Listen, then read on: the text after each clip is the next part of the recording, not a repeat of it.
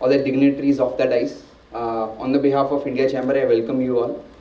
Since I have been asked to speak short, so I'll just try to outline a bit of this project and how the genesis of this project. ये project शुरू कैसे हुआ और आज जब हम यहाँ पढ़े हैं, आज यहाँ एकत्रित हुए हैं, तो ये पिछले 2 साल की मेहनत है और उस 2 साल के अंदर हमने क्या क्या किया कि आज हम यहाँ पर ऑनरेबल मिनिस्टर की लीडरशिप के अंदर एक देश को एक नई दिशा देने जा रहे हैं।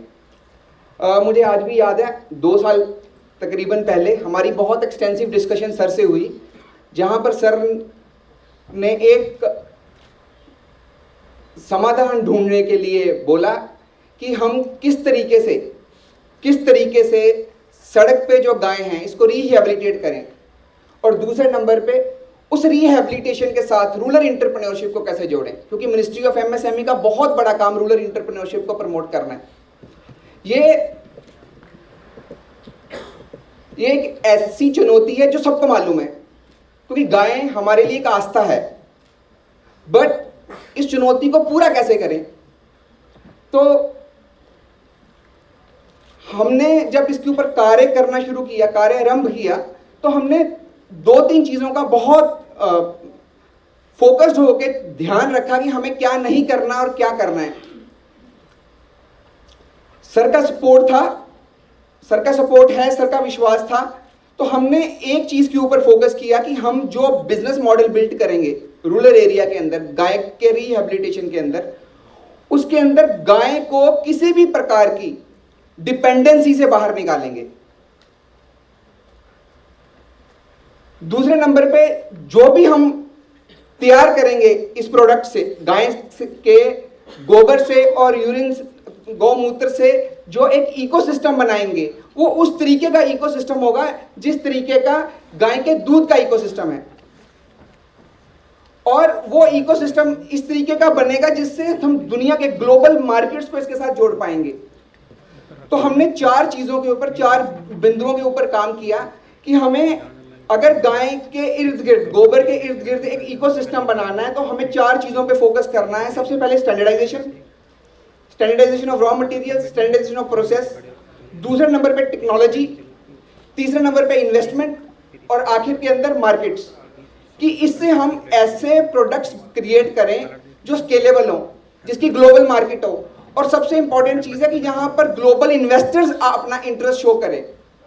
और हमें इस चीज को 2 साल लग गए इस चीज को निर्धारित करते हुए कि हमें क्या बनाना है, कितना बनाना है, क्या स्केल होगा और उसको इन्वेस्टर्स के साथ उसको किस तरीके से इंटीग्रेट करेंगे। आज जब हम यहाँ पर सस्टेनेबल गौशाला मॉडल को लॉन्च कर रहे हैं, ये आने वाले 10 साल के अंदर जन जन के साथ जुड़ेगा। गोबर, इसके अंदर हमने प्रोसेस को निर्धारित किया। सबसे इंपॉर्टेंट बात ये थी इस पूरे प्रोसेस के अंदर कि अगर हमें गौ माता को रिहेबिलिटेट करना है तो हमें सबसे पहले गाय को डिटॉक्सिफाई करना पड़ेगा। इसे बोलते हैं, इसके गट के फ्लोरा को एनहांस करना पड़ेगा, ताकि जो गोबर हमें वहां से मिले वो बहुत श्रेष्ठ किस्म का गोबर हो, श्रेष्ठ किस्म का यूरिन गौमूत्र हमें उपलब्ध हो। उसके बाद उसका कलेक्शन कैसे हो, कलेक्शन के बाद प्रोडक्ट्स कौन से बने। जब हमने प्रोडक्ट्स के ऊपर काम करना शुरू किया तो सबसे इंपॉर्टेंट चीज थी कि वो प्रोडक्ट्स हों जो स्केलेबल हों, जिसकी मार्केट हो और जो प्रॉफिटेबिलिटी ओरिएंटेड हो, ताकि हम सस्टेनेबल बिजनेस मॉडल क्रिएट कर सकें।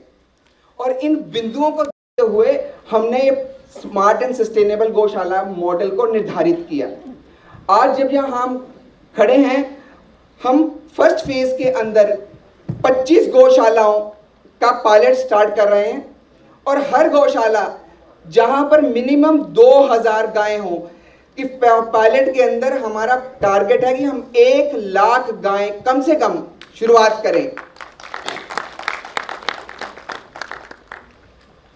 दूसरे नंबर पे ये जो गौशालाएं बन रही हैं, ये रूरल इकोनॉमी की अर्थव्यवस्था का न्यूक्लियस बनेंगी। ये बहुत सकारात्मक इम्पैक्ट डालेंगी हमारी मिट्टी पे, हमारी सॉइल पे, एंटरप्रेन्योरशिप पे, प्रॉफिटेबिलिटी के ऊपर। हर डिस्ट्रिक्ट के अंदर, हर कस्बे के अंदर ये गौशालाएं बनेंगी जो एनर्जी सब्स्टिट्यूशन का हब बनेंगी। ये ऑल्टरनेटिव होंगी फॉसिल फ्यूल्स का, ये ऑल्टरनेटिव होंगी केमिकल फर्टिलाइजर्स का, ये ऑल्टरनेटिव होंगी पेंट्स का, ये ऑल्टरनेटिव होंगी बायोमटेरियल्स का। और इसके साथ साथ सेकंड फेज, थर्ड फेज के अंदर ये गौशालाएं रूरल एक्सीलेंस हब की तरह काम करेंगी। ये जो आज एक कदम है, ये क्रांतिकारी कदम है, रेवोल्यूशन एक खड़ा होगा। जिस तरीके से व्हाइट रेवोल्यूशन ने इस देश की अर्थव्यवस्था को नई दिशा दी थी, उसी तरीके से गोबर डार्क ब्राउन कलर का है। और ये आप देखिएगा कि ये एक डार्क ब्राउन रेवोल्यूशन की तरह ये देश को, दुनिया को एक नया आयाम देगी। पर इसके अंदर सबसे ज्यादा, क्योंकि ये इट इज ऑल्सो मैनिफेस्टेशन, एक किस्म से एक हम ये भी दिखाते हैं, जब पॉलिटिकल विल, जब राजनीतिक विल और पॉलिटिकल लीडरशिप का आपको साथ हो, आपके साथ खड़े हो, तो आप क्या कर सकते हैं। मैं राणे सर का बहुत बहुत धन्यवाद देता हूं कि सर ने इस देश को ये दिशा दी है। ये दिशा आने वाले 10 साल के अंदर billions and billions of dollar की इकोनॉमी खड़ी करेगी। ये इतनी बड़ी इकोनॉमी खड़ी करेगी जिसकी कल्पना आज हम कर भी नहीं सकते। मुझे स्पेशली बोला गया कि आप फैक्ट्स मत बताइएगा, इसलिए मैं फैक्ट्स बताते हुए थोड़ा डर भी रहा हूं, ताकि यहां की ऑडियंस को ये ना लगे कि हम ओवर एम्बिशियस बात कर रहे हैं। पर ये सर, ये आने वाले समय के अंदर भारत को ग्लोबल लीडरशिप देगी। और आपकी लीडरशिप, आपकी प्रेरणा से आज गायें सड़क से गौ सेंचुरीज, गौशाला में आएंगी। और गौशाला के अंदर, क्योंकि इसका मुख्य बिंदु यह है कि हमें गाय को डिटॉक्सिफाई करना है, उसके पेट को डिटॉक्सिफाई करना है, तो गाय को ऑर्गेनिक खाना दिया जाएगा। जब आप गाय को ऑर्गेनिक चारा दे रहे हैं, तो आप सबसे बड़ा काम क्या कर रहे हैं, आप गाय की क्वालिटी ऑफ हेल्थ को बदल रहे हैं। तो जो फोकस सिर्फ रिहेबिलिटेशन का नहीं है, तो फोकस है क्वालिटी ऑफ कॉ केयर का भी है, कि हम किस प्रकार गाय जो हमारी माँ है, जिस पे हमें आस्था है, उसके जीवन के अंदर सकारात्मक बदलाव करें, ताकि उस सकारात्मक बदलाव से इस देश के अंदर बदलाव हो, इस हमारे गांव के अंदर बदलाव हो। भारत, जब हम रूरल इकोनॉमिक फोरम की बात करते हैं, तो उसका मेन मकसद ये है कि हमें रूरलाइजेशन की भी बात करनी पड़ेगी, हमें स्मार्ट विलेजेस की भी बात करनी पड़ेगी, हमें रूरल एंटरप्रेन्योरशिप की भी बात करनी पड़ेगी, और हमें गांव के अंदर ऐसे सस्टेनेबल बिजनेस मॉडल्स खड़े करने पड़ेंगे जो स्केलेबल हो।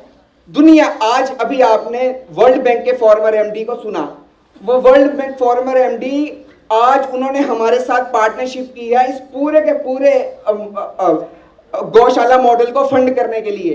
तो ये फंडिंग जो अरबों रुपया, बिलियंस ऑफ डॉलर जो फंडिंग के लिए आज देश के अंदर आ रहे हैं, उसका सबसे बड़ा रीजन गाय खुद है। गाय एक उत्तम, जो इसके अंदर जो प्रोडक्ट बन रहे हैं ये वर्ल्ड क्लास हैं, और सारे प्रोडक्ट्स जो भी बन रहे हैं वो इस देश के लिए एक्सपोर्ट के नए आयाम भी खड़े करेंगी। आज के दिन, क्योंकि समय बहुत कम है, पर मैं आज इस देश के संत समाज का भी बहुत आभारी हूं। आप लोगों ने सर सदियों से गाय को जन जन के साथ जोड़ा है, और आप यहां पर आए हैं, और आपके मार्गदर्शन के अंदर ये देश को एक नया आयाम मिले, देश को एक नई राह मिले, और आपकी लीडरशिप के अंदर गाय को हम जन जन के साथ जोड़ सकें, ऐसी मैं मनोकामना करता हूं। और आखिर के अंदर मैं सर का बहुत बहुत धन्यवाद करता हूं। सर, आपका साथ था, आपका विश्वास था, आपने हमें एक मंत्र दिया था, हमने सर उसे मंत्र को साधने के लिए एक प्रयास किया है।